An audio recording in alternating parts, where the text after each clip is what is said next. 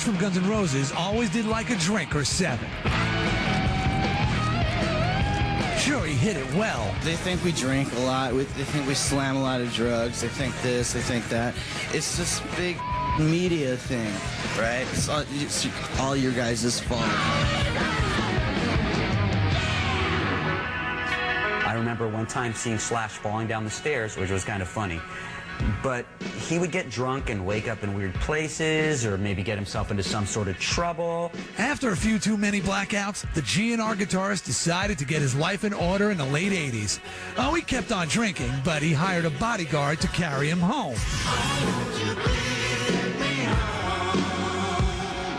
They just hired somebody to walk around and make sure he doesn't, pass out in the gutter or end up somebody weird. And basically, it was his booze roadie.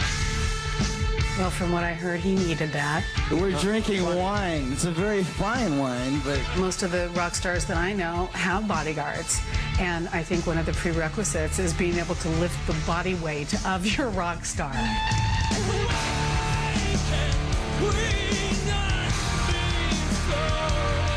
The funny thing about Slash that I've found over the years is that there are two Slashes. The sober Slash is polite, very good to communicate with, very low-key, whatever. Being a reasonably moral, good human being, that's the main thing. And then the other Slash, the drunk Slash, is the most insane, off-the-wall, stammering, cursing, falling guy that you've ever met.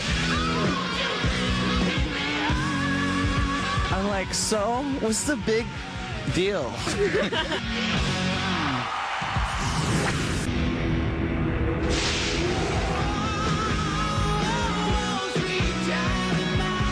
Award shows are typically about glitz and glamour, not exactly metal territory.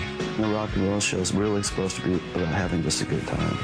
So it was no surprise that Guns N' Roses showed up completely trashed at the 1990 American Music Awards. Like, really, just to come down, hang out at the show and stuff.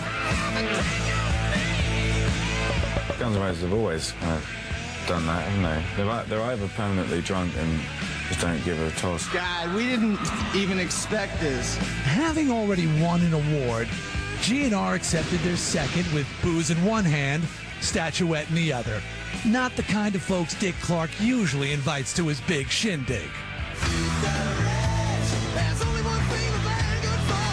Have a drink on us. Thank you very much. The booze kept flowing, and so did the curses. Hang on. Alan Niven for getting us there. I want to thank... Oops. Whoa. Slash's potty mouth was too fast for the censors. Oops. Swearing live on TV is absolutely fine with me. Say a couple things I didn't get to say last time, right? It doesn't mean anything anymore that somebody swore or drank in public, but back then it was like, oh my gosh. I want to thank...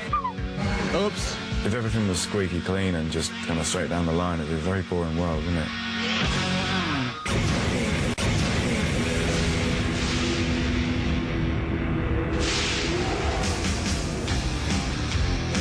Even today, the debate rages on. Axl Rose, Vince Neil.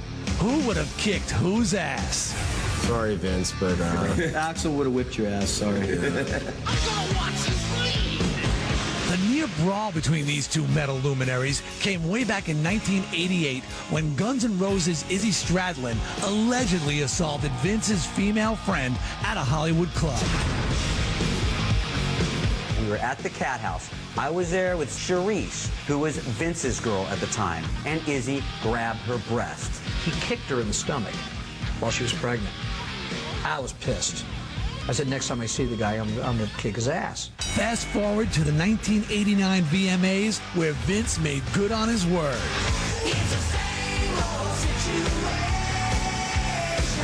We're walking off the stage, and Vince Neil leaps up out of the audience and hits Izzy right in the face. He made a move, and so I clocked him. And that was it. The theater of battle quickly shifted to Vince and Axl, who was ready to throw down in defense of his bandmate. Axl, if you're watching this, I want to challenge you to a fight. Anytime he wants it, anywhere, Atlantic City, I don't care. And there's no backing out now, buddy.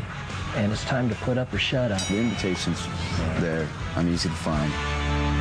Look, if there's two people, especially if you're in your, like, two of the biggest rock bands, and you really want to fight, you can find each other to fight. You know, it's not that hard.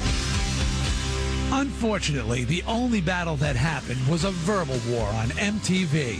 If you really want to hassle, we can have it out. It's time to rock and roll. God, I'd buy that pay-per-view in a second.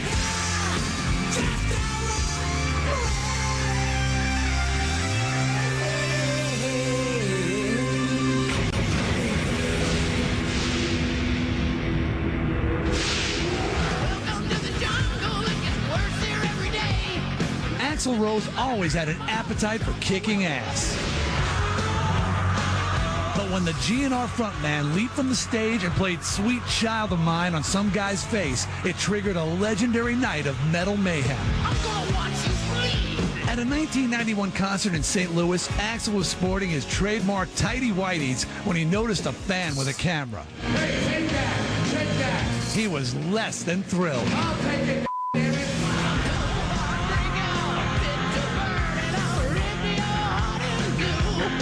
Already pissed off at what he claimed was lax security, Axl leaped off stage and attacked the fan.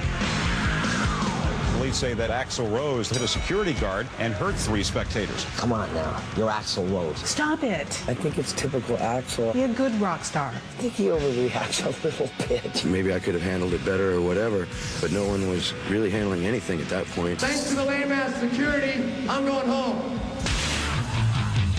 Axl stormed out of the building, but the fans stayed and rioted,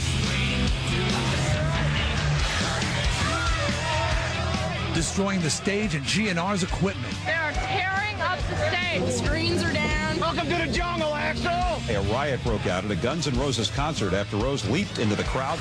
By the end of the night, 16 fans were arrested, 60 were injured, and eventually Axl was arrested. Axl, you all right? I'm doing great. Living, let die.